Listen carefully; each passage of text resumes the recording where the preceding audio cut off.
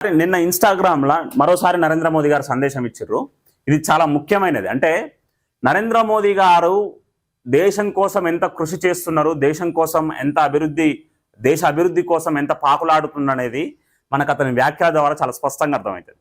ఎందుకనంటే ఏ వ్యక్తి అయినా, ఏ స్థానంలో ఉన్న వ్యక్తి అయినా వ్యక్తిగత దూషణలకి పాల్పడితే ఎవ్వరు ఊకోరు. క్యారెక్టర్ అసాసినేట్ చేస్తే ఎవరు ఊకోరు. జగన్ లాంటి వాళ్ళు అయితే జైల్లో కూడా వేస్తారు. కానీ ఈరోజు ప్రధానమంత్రి స్థాయిలో ఉండి క్షమించే ధోరణి ఎట్లా ఉంటుందో నరేంద్ర మోదీ గారికి చూసే ప్రయత్నం చేద్దాం ఒకసారి. నిరసనకారులు మన పిల్లలే. నరేంద్ర మోదీని మొన్న జంతర్ మంతర్లా కొంతమంది విద్యార్థులు, దారి తప్పిన విద్యార్థులు ఇష్టం వచ్చినట్టు వ్యక్తిగతంగా క్యారెక్టర్ అసాసినేట్ చేసే ప్రయత్నం చేశారు. అంతటితో ఆగలేదు.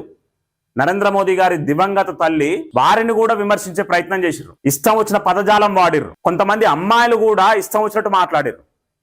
అయినా కూడా ఈరోజు వాళ్ళు కూడా నా పిల్లలే అని అంటున్నాడు నరేంద్ర మోదీ గారు. అంటే దేశం పట్ల, ఈ జాతి పట్ల ఎంత ప్రేమాభిమానాలో చూడండి. నిరసనకారులు మన పిల్లలే, నన్ను తిట్టిన యువతను క్షమిస్తున్నా, ప్రధాని మోదీ తాజా వీడియో సందేశం. విద్యార్థుల నిరసన ప్రదర్శనలు, తదనంతరం పరిణామాలపై ప్రధాని నరేంద్ర మోదీ మరోమారు వీడియో సందేశం విడుదల చేశారు. సమాజంలోని ఆందోళనలు తాను అర్థం చేసుకున్నానని వ్యాఖ్యానించారు. అందుకే జంతర్ మంతర్లో నిరసన సందర్భంగా తనను తిట్టిపోసిన విద్యార్థులను క్షమిస్తున్నట్లు ఆయన ప్రకటించారు. హమారే బచ్చే హై, వాళ్ళంతా మన పిల్లలు, వాళ్ళలో కొంతమంది తోవ తప్పారు, వాళ్లకు కావాల్సింది మార్గదర్శనమే కానీ శిక్షా చట్టపరమైన చర్యలు కాదు అని ప్రధాని శుక్రవారం రాత్రి విడుదల చేసిన వీడియో సందేశంలో పేర్కొన్నారు. ఇక్కడ చూడండి, నరేంద్ర మోదీ గారు తరచుగా చెప్తుంటారు, నరేంద్ర మోదీ గారికి వ్యక్తిగతంగా ఏముందండి? ఢిల్లీలో ఒక ఫ్లాట్. ఇప్పుడు సాధారణంగా మనకెంత ప్రైవేట్ ప్రాపర్టీ ఉంటుందో అంతకంటే తక్కువ ఉంటుంది నరేంద్ర మోదీ గారికి. దాని వాల్యూ ₹1 కూడా ఉండదు. అతనికి ఉన్న ఆస్తి ఏదైనా ఉందానంటే 140 కోట్ల మంది భారతీయులే. వాళ్ళ కోసమే అనునిత్యం పనిచేసే ప్రయత్నం చేస్తుంటాడు. ఈరోజు అతను ఎవరి కోసం చేస్తున్నారు? ఈ దేశ ప్రగతి కోసం. కాంగ్రెస్ ప్రభుత్వంలో సుమారు 60 సంవత్సరాల పాటు కాంగ్రెస్ ప్రభుత్వంలో మగ్గిన ప్రజల కోసం, వాళ్ళ ఔన్నత్యం కోసం, దేశ అభివృద్ధి కోసం, దేశం అత్యంత వేగంగా అభివృద్ధి చెందాలని అనునిత్యం పనిచేస్తున్న వ్యక్తి నరేంద్ర మోదీ గారు. తనకంటూ వ్యక్తిగతంగా ఏమీ లేవు, సొంత ఆస్తులు లేవు, ఏటి మీద ఆసక్తి లేదు. 18 గంటలు పని చేసుకున్నామా, దేశం కోసం పనిచేసినామా? ఈరోజు 25 సంవత్సరాల నుంచి గుజరాత్ ముఖ్యమంత్రికి 13 సంవత్సరాలు, దేశానికి ప్రధానమంత్రిగా 12 సంవత్సరాలు. ఈ 25 సంవత్సరాలల్లా ఒక్క రోజైనా హాలిడే పెట్టిర్రా? తన మాతృమూర్తి చనిపోయిన రోజు కూడా దహన సంస్కారాలకు పోయినారు, మళ్ళమ్మటే ప్రభుత్వ కార్యక్రమాలలో పార్టిసిపేట్ చేశారు. సో నరేంద్ర మోదీ గారికి ఉన్న చిత్తశుద్ధ లాంటిది. ఈరోజు కొంతమంది తాతలు ముత్తాతల పేర్లు చెప్పుకొని, నాయనమ్మల పేర్లు చెప్పుకొని, తండ్రుల పేర్లు చెప్పుకొని లీడర్ ఆఫ్ ది అపోజిషన్ కుర్చీలో కూర్చోవడం ఇష్టం లేక నరేంద్ర మోదీ గారి మీద విమర్శలు చేసే ప్రయత్నం చేస్తుంటారు. దానికి కూడా ఇక్కడ చూడండి, ఎంత క్షమించే ధోరణో, ఎంత క్షమించే హృదయమో, దీని మీద కూడా విమర్శలు చేసే ప్రయత్నం ఈరోజు కాంగ్రెస్ నాయకులు చేస్తున్నారు. కొంతమంది తోవ తప్పిన విద్యార్థులను అంటే ఆ పదాలను వక్రీకరించి దేశాన్ని క్షమిస్తారా అని విమర్శలు చేస్తున్నారు. మరి ఎంతవరకు ఇట్లాంటి వ్యక్తులు ఉన్నారు కాంగ్రెస్లా? అంత దరిద్రమైన వ్యక్తులు ఉన్నారు. జంతర్ మంతర్లో ఏం జరిగిందన్నది ప్రపంచం, యావత్ దేశం చూశాయి. కొంతమంది ఆకతాయి పిల్లలు దుర్భాషలకు దిగారు. వారు మాట్లాడిన మాటలు సభ్య సమాజానికి తగినవి కావు. నన్ను, దివంగతరాలైన నా తల్లిని తిట్టిపోశారు. అవి ఎంత అందవికారమైన మాటలో నాకు తెలియదు.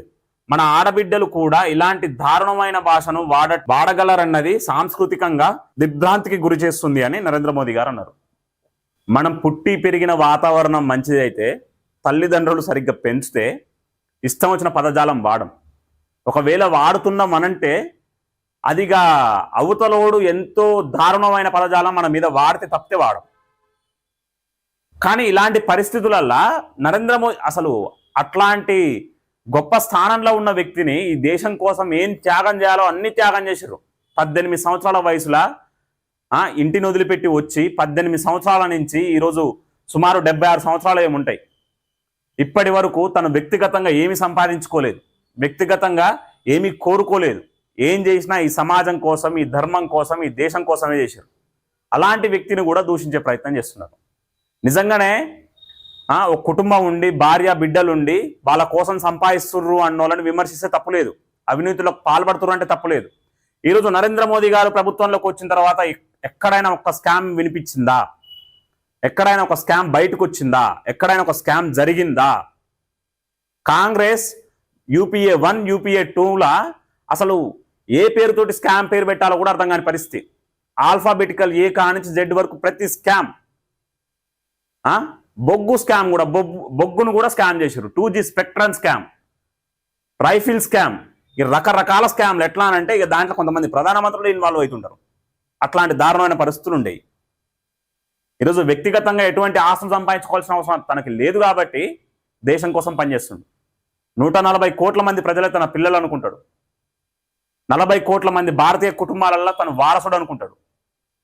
అలాంటి గొప్ప వ్యక్తిని పట్టుకొని కూడా ఈరోజు దుర్భాషలాడే ప్రయత్నాలు చేస్తున్నారు. విమర్శించండి, తప్పలేదు. ప్రభుత్వంలో ఉన్న ఏ అధినేతనైనా విమర్శించవచ్చు, కానీ దానికి హద్దులు ఉంటాయి. మనం వాడే పదజాలం ఎట్లాంటిది, పుట్టి పెరిగిన వాతావరణం ఎట్లాంటిది.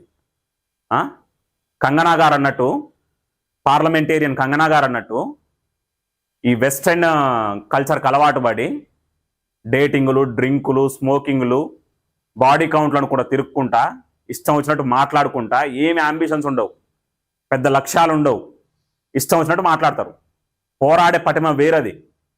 దేశం కోసం పోరాడే పటిమ వేరు. ఫీల్డ్లో దిగాలి, పని చేయాలి, సమాజం కోసం పేరు తెచ్చుకోవాలి. అంతే తప్పితే నోరుంది కానీ నరం లేని నాలుగు ఎట్లా మాట్లాడితే, ఎట్లా తిరుగుతే అట్లా మాట్లాడితే యవ్వన దశలో ఇలాంటి తప్పిదాలు జరుగుతుంటాయి. పసితనం అంటే అదే. అందుకే నేను సమాజంలోని క్రోధాన్ని అర్థం చేసుకున్నాను. సమస్య నాకు అర్థమైంది. ఈ పిల్లల్ని హక్కున చేర్చుకొని వారికి సరైన మార్గం చూపించాల్సిన సమయం ఇది. వీళ్ళంతా తోవదప్పిన పిల్లలు.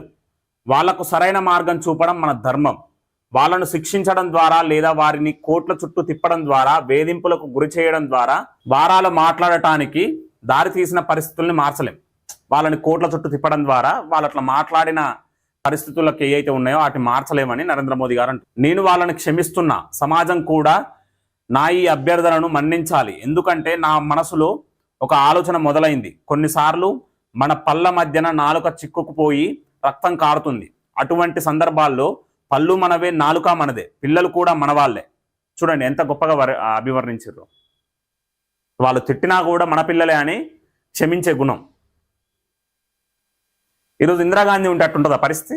సంజయ్ గాంధీ ఉంటే అట్టుంటుందా పరిస్థితి? పిట్టెల్ని కాల్చినట్టు కాల్చేటోళ్ళు, కొన్ని నెలల పాటు, సంవత్సరాల పాటు జైల్లో పెట్టేటోళ్ళు. అట్లాంటి వ్యక్తిని పట్టుకొని ఏదో చిత్రించే ప్రయత్నాలు. ఫ్యాసిస్ట్ లీడర్ అని ఒకడంటాడు, డిక్టేటర్ అని ఒకడంటాడు. మీకు అసలు మీమ్స్ చేసే స్వేచ్ఛ కూడా ఇస్తుర్రు, ఏమనట్లేరు అని అంటే ఇక మరి ఈ డిక్టేటర్షిప్ ఆడ ఉంది. ఇంకా నరేంద్ర మోదీ గారు అసర్టివ్ మైండ్ తోటి పనిచేస్తే మీరు రోడ్ల మీద కూడా తిరగలేరు. పిల్లలు కూడా మన వాళ్ళే. వాళ్లకు సరైన మార్గం చూపడం మన విధి. దేశాభివృద్ధి పదంలో పయనిస్తుంది. ఆ సమయంలో, ఆ పయనంలో యువత భాగం కావాలి. దూషించటం వల్ల సమస్యలు పరిష్కారం కావు. నేను మీకోసమే జీవిస్తున్నా. ఇక్కడ చూడండి, నేను మీకోసమే జీవిస్తున్నా, మీ ఉజ్వల భవిష్యత్తు కోసం పనిచేస్తున్నా అని ప్రధాని మోదీ తన సందేశంలో పేర్కొన్నారు. ఇట్లా చెప్పే నాయకుడు వాళ్ళని ఉంటారా అండి?